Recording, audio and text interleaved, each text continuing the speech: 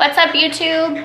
I haven't been on here in a long time, but I pretty much was away for the entire month of April. Oh my god.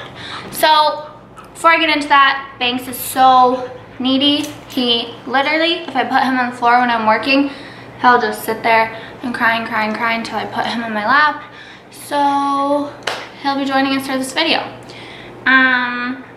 So yeah, Bali vlog. I'm gonna go over everything I did, where I stayed, good restaurants to go to if you're ever planning on going, and pretty much how much I spent.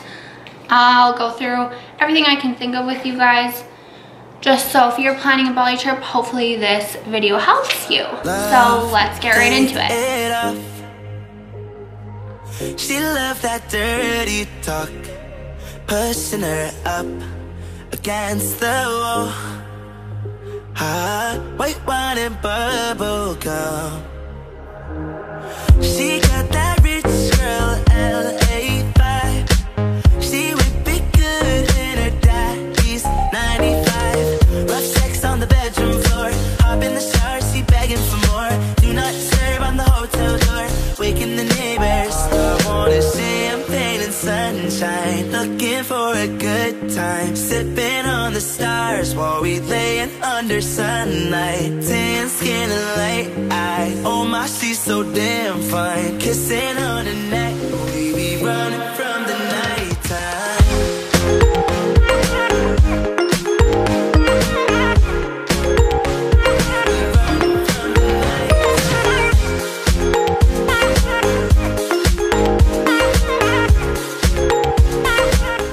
Okay, so first things first, I actually have some lists here so I don't leave anything out. I booked my flight through Skyscanner. I was looking for a flight that wasn't a 40-hour travel time, and I didn't want to be traveling for that long. So I ended up finding a flight on Skyscanner with EVA Airways, and it was $1,359, which is actually pretty cheap for flights to Southeast Asia. When I was looking, they were between $1,200, which at $1,200 you're getting that like 40-hour flight time, to like $3,000 when you're getting like still like almost a 24-hour flight time. So on the way there, I flew from Calgary to Seattle. I had a 5-hour layover, which was okay because I worked. And then, thanks, please cooperate, thank you. I flew to Seattle, had the 5-hour layover, and then from Seattle I had a 12-hour flight to Taipei in Taiwan, which it was an overnight flight. I slept for like 10 of the 12 hours. There was no one beside me in my row. My seat reclined back really far. It was actually really enjoyable as a 12-hour flight could be. I had another 5-hour layover in Taipei, which again, I just worked.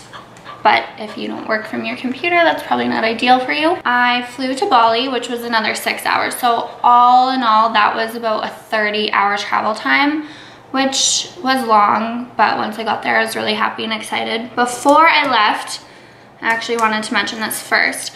I had to go to, in Calgary, it's called the, hopefully I pronounce this correct, Sheldon M. Cherman Center, which is downtown, and you go there, made an appointment, and you get your shots done. So they're actually really helpful. I just like went into my appointment, I told the lady where I was going, and she like typed in her computer, and she's like, okay, you need all of these shots. And of course, with my Alberta healthcare, she brought up like all the shots I'd already had, so I didn't end up needing some of them, but I ended up getting, I want to say 3 shots, and I think it cost me almost $200, which at the end of the day, they were like waterborne diseases and like malaria shots. So at the end of the day, is the $200 worth it? Absolutely. I don't want to be getting sick with those things.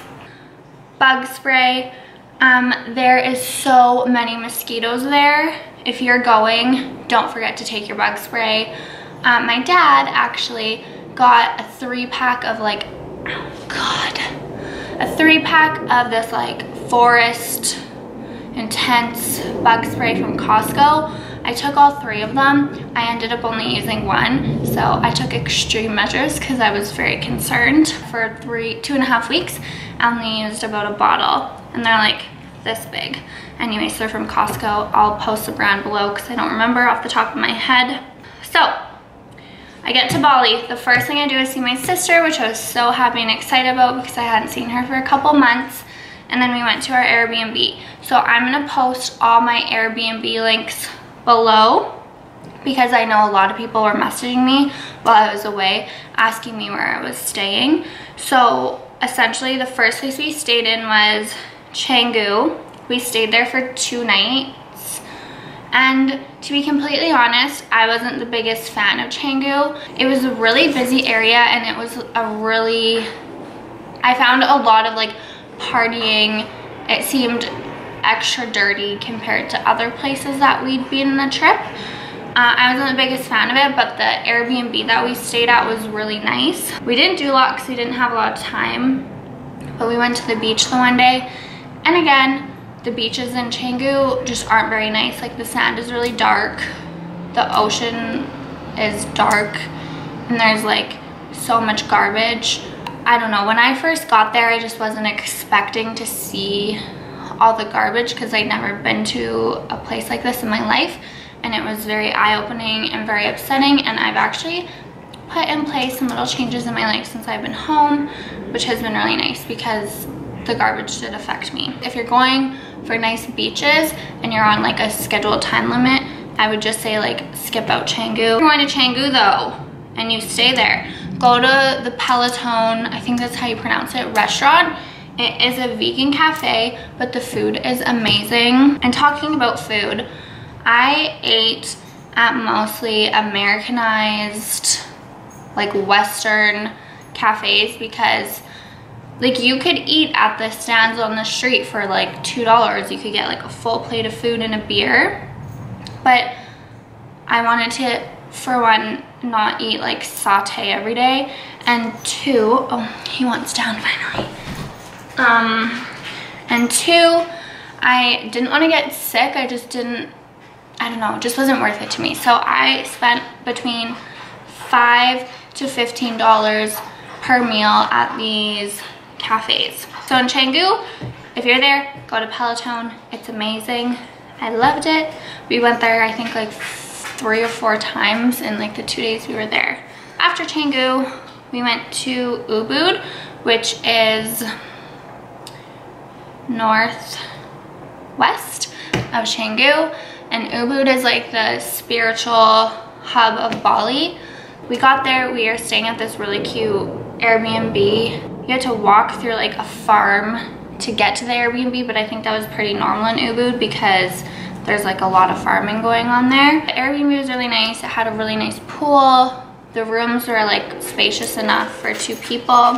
When we were there, again, restaurants, Habitat, which was my favorite place. We actually only went there for dinner once, but again, just like a cute little westernized cafe, amazing food. And then Clear Cafe we went to like 5 times and the girls were obsessed with it. I liked it for the most part, but like by the 5th time we went, I was like, can we please go somewhere else? But Clear Cafe, in my opinion, if you're going, you have to go. Apparently it's like really famous anyway. It's beautiful on the inside. Went to a yoga class at the yoga barn, which was amazing because it was actually Bali's spiritual week, I think is what they call it. So it was like a yoga retreat. So they actually had all these yoga teachers in from all over the world, these like famous yoga teachers. So we actually got to experience one of those classes, which was really cool. It was freaking 2 hours long.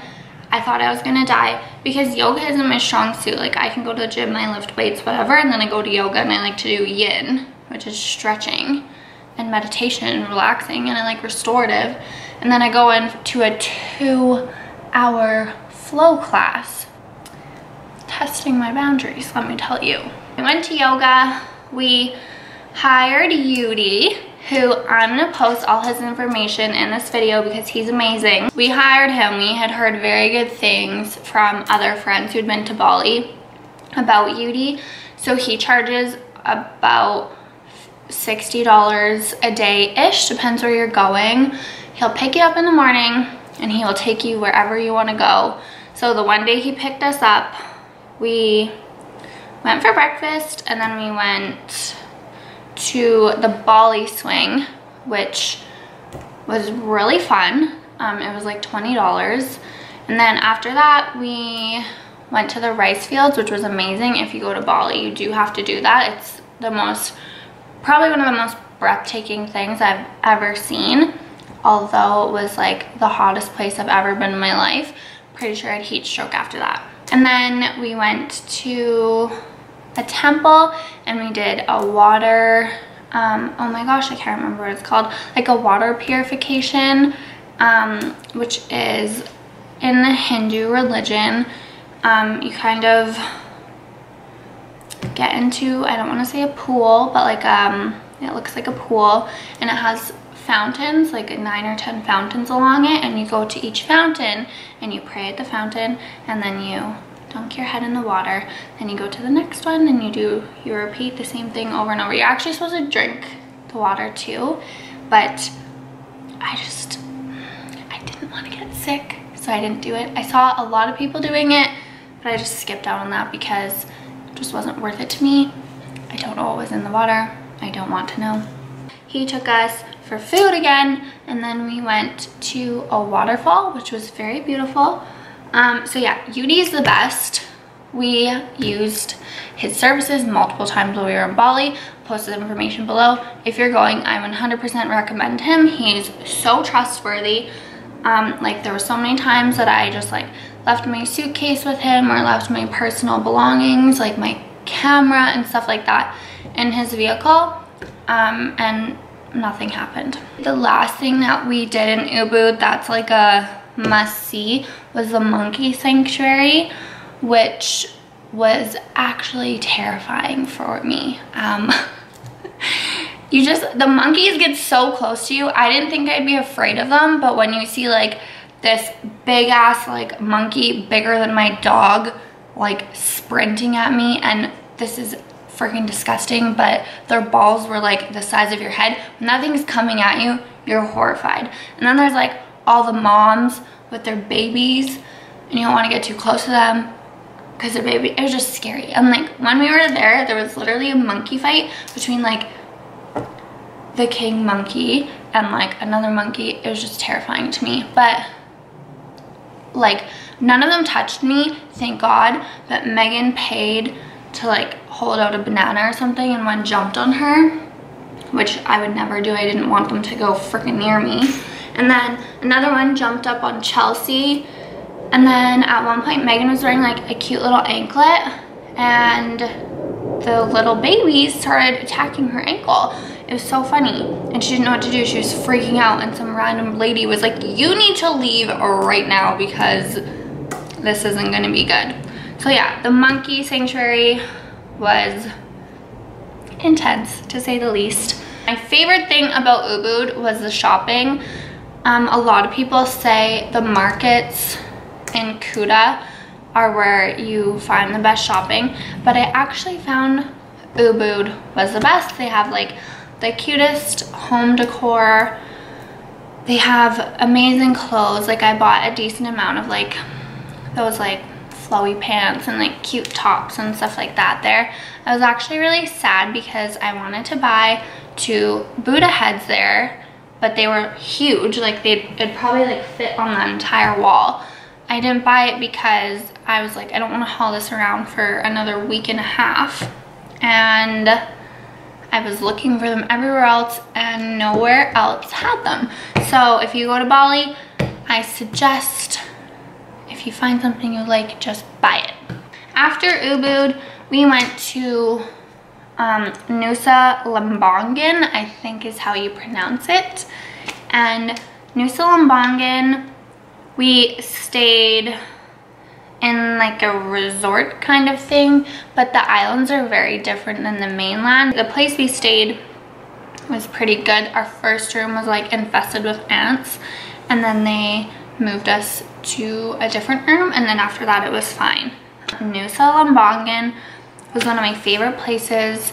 We were there for 3 nights and it's like so breathtaking there, and there's just like no words to describe it. When we were there, the first day we got there, so Yudi drove us from Ubud to the port where you get on the boat and you go to Nusa. So the boat ride was about $50, and then it's like half an hour boat ride to Nusa. I know a lot of people go to Gili T, but we heard that Gili was a party island and we just wanted to chill out, so we chose Nusa. It's actually only half an hour when Gili is a 2-hour boat ride, so we're also just saving time there. We get to Nusa. The first day we just went to the beach, and we went to the closest beach near our little villa thing, and there was so much garbage. I could not believe it. I didn't even want to go in the ocean. So again, if you are blessed to live in a beautiful country like Canada, that is where your garbage ends up if you litter. So stop littering. The first day we were there, we took our scooters and we drove across. There's like a cute little yellow bridge that takes you to a different island, which I believe is called Nusa. It's actually a different word that I don't even know, and I'll just put it here once I edit.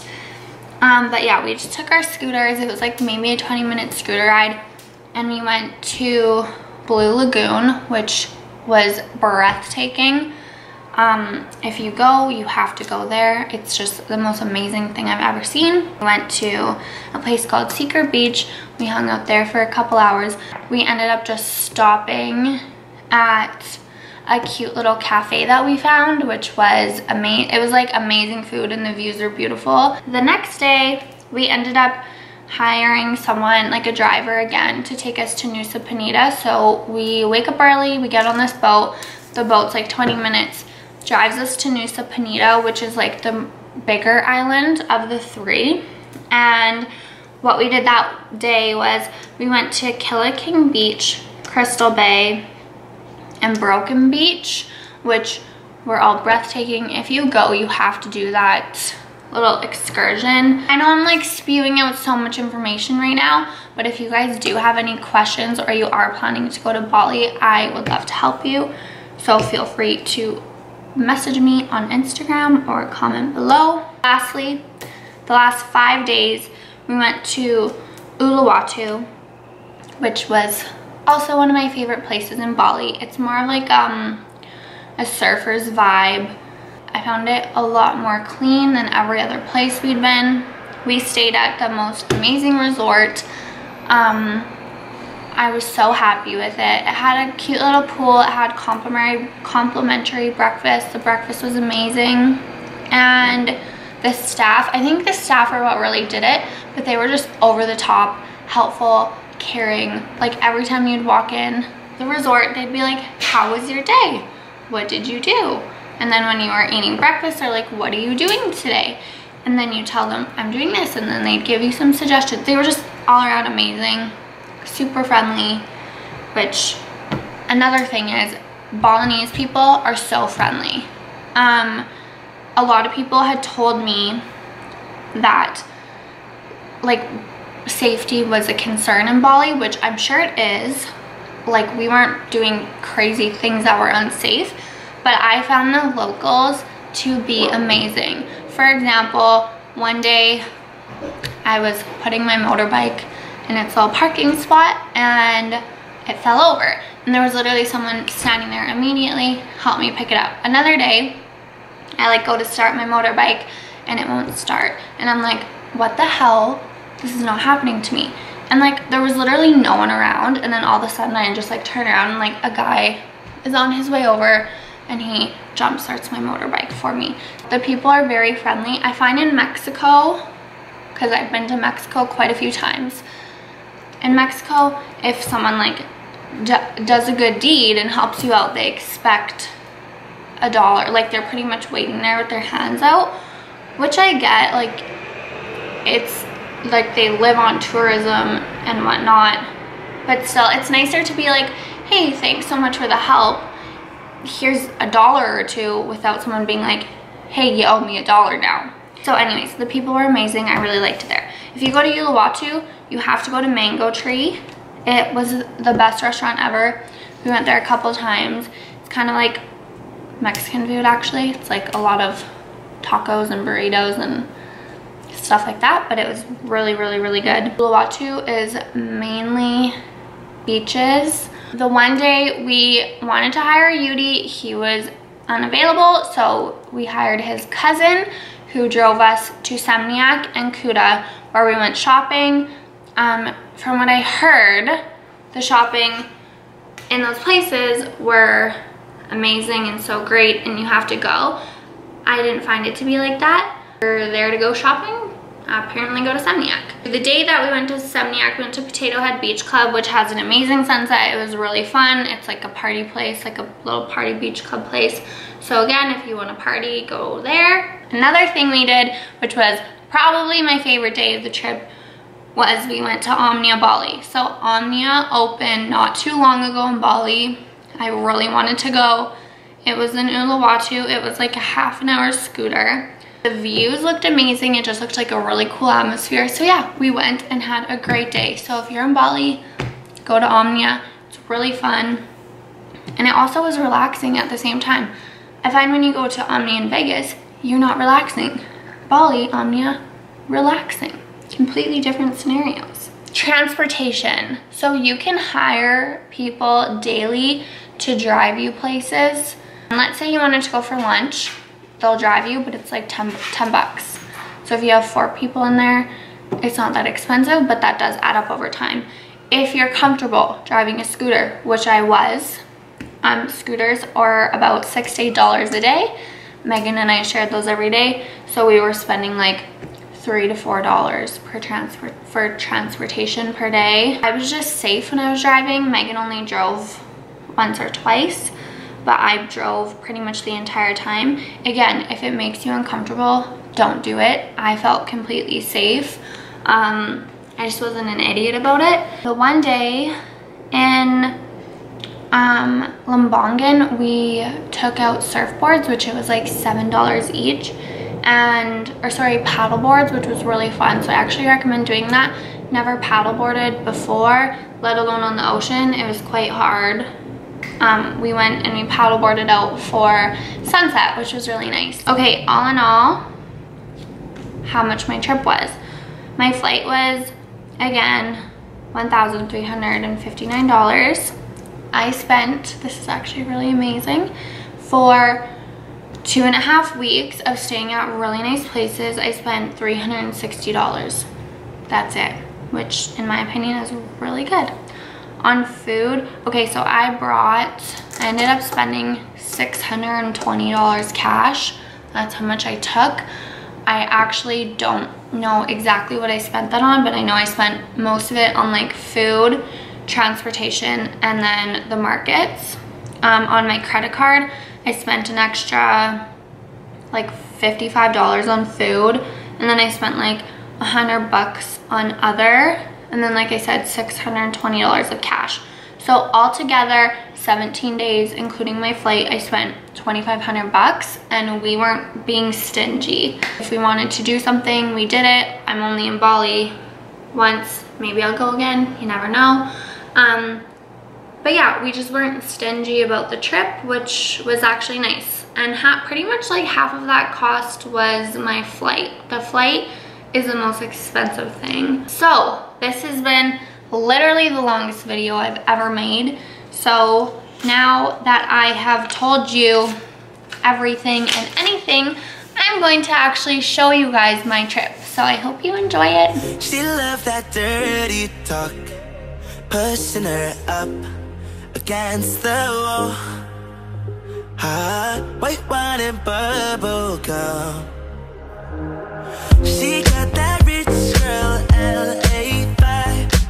She would be good in her daddy's 95. Rough sex on the bedroom floor. Hop in the shower, she begging for more. Do not disturb on the hotel door, waking the neighbors. I wanted champagne and sunshine, looking for a good time, sipping on the stars while we laying under sunlight, tan skin and light eye. Oh my, she's so damn fine, kissing on the neck, we be running from the nighttime.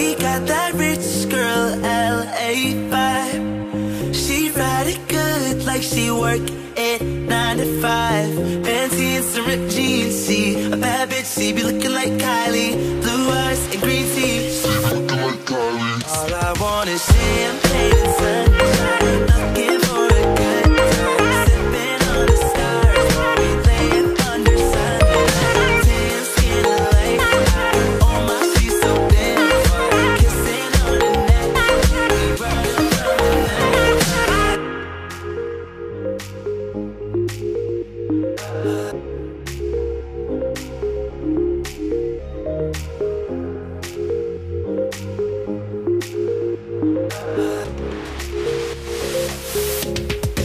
All I want is champagne.